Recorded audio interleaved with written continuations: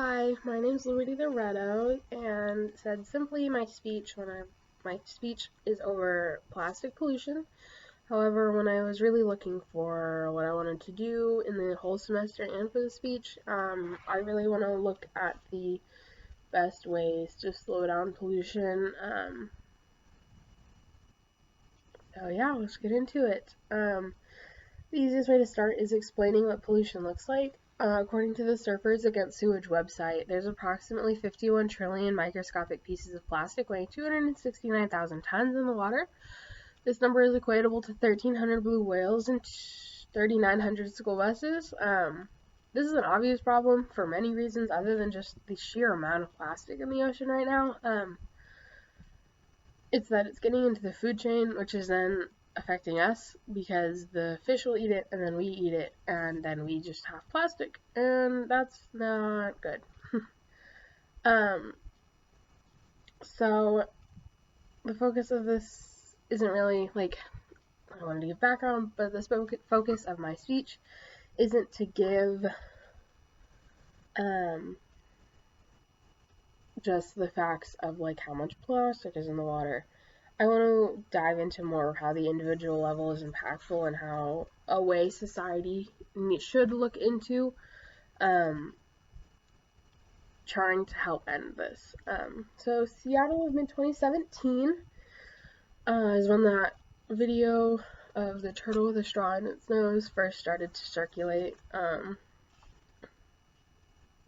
And if you haven't seen it, I don't recommend watching it. It's just a sea turtle with a plastic straw stuck in its nose. It's really not fun to watch. It's heartbreaking, honestly. And so around that time is when Seattle passed a straw ban, banning plastic straws, if you didn't know.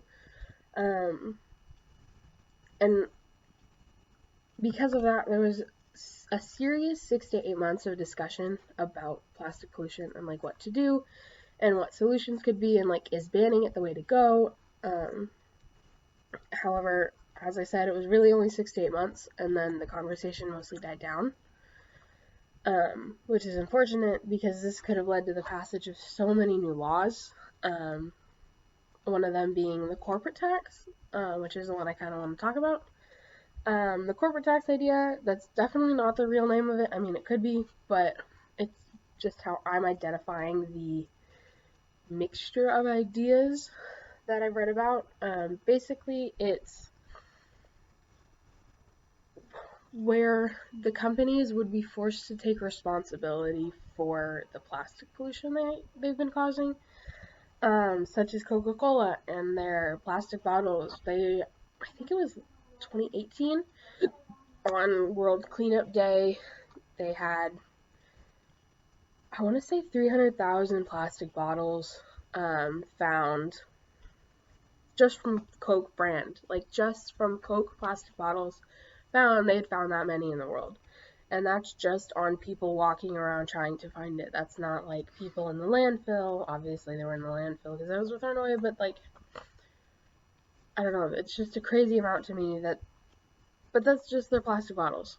That's not even counting all their manufacturing, shipping, handling, how they are in the stores. There's so much plastic involved in that company and in so many other companies such as Nestle and PepsiCo. Big drink companies like that have so much plastic waste that it's crazy. So the tax, basically, it would just do what it says. It would tax the companies in a few ways. It could either be a physical tax, like they have to pay a tax on the plastic. It could be they have to pay a fine if they don't, if they have so much plastic in the world, which, like, part of it's not under their control because people just throw it wherever, but like, they're developing the plastic, like they know it's just gonna end up wherever. And then the other way that I actually first heard about from Matthew Wilkins, who I discussed a lot in my project 2 and 3. And I'll get more onto why I argued with him in those in a minute, but where his idea was to develop a circular economy where the companies would have to figure out what would happen with the plastic before they made it. So they'd have to have a plan for where it would end up and like how to get it back, or they'd have to buy it back, or like they'd have to figure out something to do with it before they could make it, so it didn't just sit, which I think was a really cool idea. And in the long run, I feel like that would be a really good goal for society to try and get passed as a law.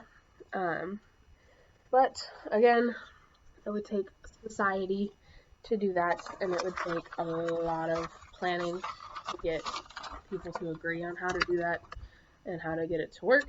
So for now, until that can start being an issue and start being talked about, the individual is probably not necessarily the fastest, but it's the best way to go for now, in my opinion.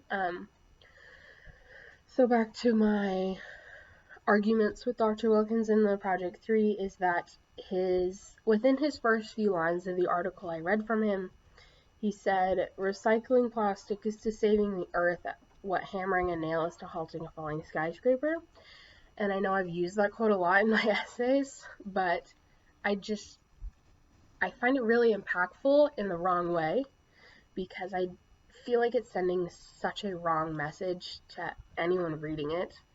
I mean, that was a whole article about, so I just did not like the article in itself. But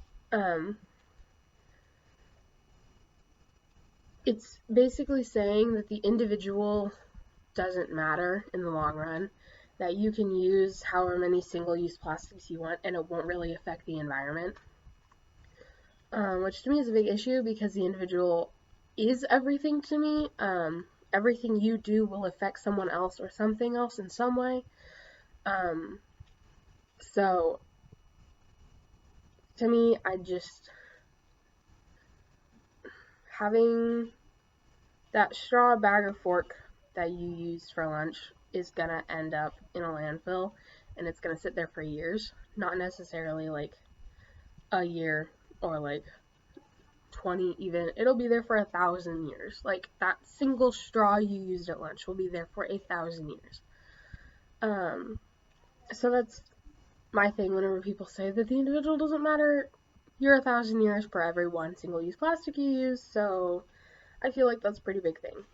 So basically what the individual can do is they can find something reusable, such as bamboo, metal, a thicker plastic that won't, not a single use, but like I know straw, like cups come with like thick plastic straws, those are good.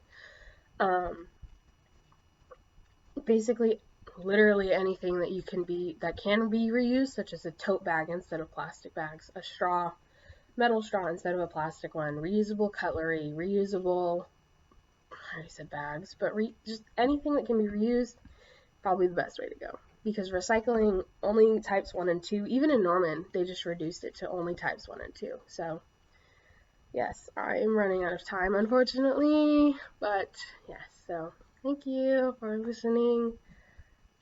Please recycle. Thank you. Have a nice year.